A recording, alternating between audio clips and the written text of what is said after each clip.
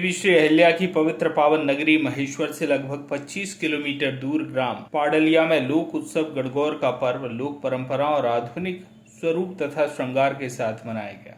गणगौर उत्सव को लेकर श्रद्धालुओं में अपार उत्साह देखा गया। इस वर्ष प्रथम बार सार्वजनिक गणगौर उत्सव समिति पाडलिया के कार्यकर्ताओं ने गणगौर लोक पर्व को शादी विवाह की भांति मनाया।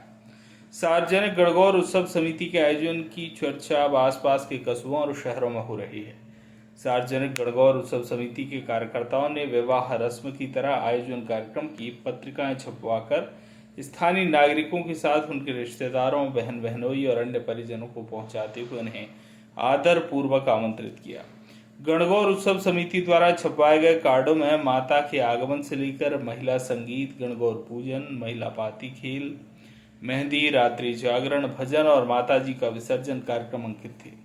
समिति सदस्यों ने जानकारी देते हुए बताया कि गांव में पहली बार सार्वजनिक गणगौर उत्सव समिति गणगौर माता के रथ उड़ाने का सामूहिक प्रयास किया गया, जो सभी युवा कार्यकर्ताओं के सहयोग और वरिष्ठ जनों के आशीर्वाद से संपन्न हुआ।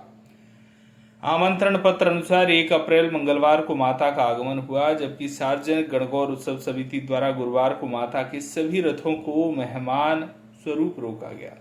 इस दौरान रात्रि को संपूर्ण नगर का विशाल भोजन का आयोजन किया गया, जबकि शुक्रवार दोपहर को महिलाओं द्वारा पाती खेलने का आयोजन किया गया तथा शुक्रवार की शाम को ही उत्साह के साथ माता गणगौर और धनिया राजा को उनके लोक विदा किया। इस अवसर पर सार्वजनिक गणगौर उत्सव समिति के सदस्यों और ग्रामवासियों की आंखें नम देखी गई। वहीं कई लोगों ने अपनी मन्नतें पूरी होने के दौरान माता गणगौर धनिया राजा को शिरोधार्य करते हुए उनकी मान सम्मान में नृत्य भी प्रस्तुत किया। सार्वजनिक गणगौर उत्सव समिति का सामूहिक आयोजन अब क्षेत्र भर में चर्चा का विषय बना हुआ है। ये हमारी निमाड़ की बहुत ही दिव्य परंपरा है।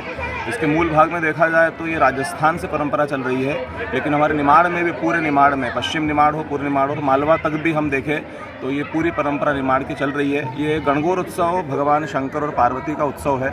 इसमें गण अर्थात भगवान शिव, गौर अर्थात माता पार्वती, तो ये दोनों को मिला करके एक शब्द बना है गणगौर। तो ये पर्व सुहागिन स्त्रियों के लिए विशेष कहा गया है, जो शंकर और पार्वती की आराधना करके अपने पति के सुहाग के लिए और अपने परिवार की खुशहाली के लिए व्रत करती हैं। ये इस बार जो पाडला में एक तरह का कार्ड बना के जो गणगौर महोत्सव मनाया जाए, एक जैसे शादी के लिए जो इन्वाइट किया जाता है उस टाइप से महोत्सव मनाया, क्या कहना पड़ता है आपका? ये इस वर्ष से क्या हुआ कि सब लोग बैठे हुए थे और सहज ही कोई जब भगवान की कृपा होनी होती है तो कोई ना कोई माध्यम बन जाता है।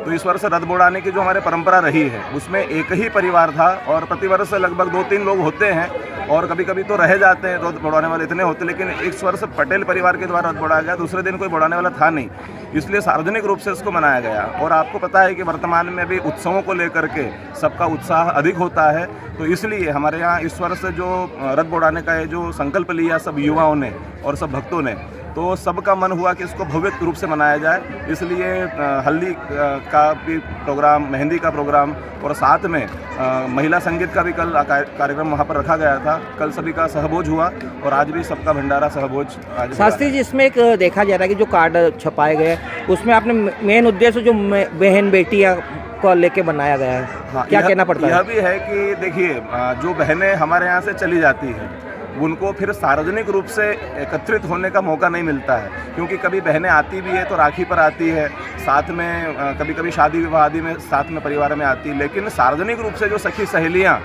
साथ में पड़ी हैं वो एक दूसरे से मिल नहीं पाती है। तो इस उद्देश्य को भी रखा गया कि सारी गांव की जितनी बहनें जो बाहर ससुराल में गई हुई है वो इस पर्व पर वापस आए। सबको भी इन्वाइट किया गया पत्रिका के माध्यम से कि वो सब भी आए और साथ में ये पाती खेलना। महेश्वर से राकेश शर्मा की रिपोर्ट।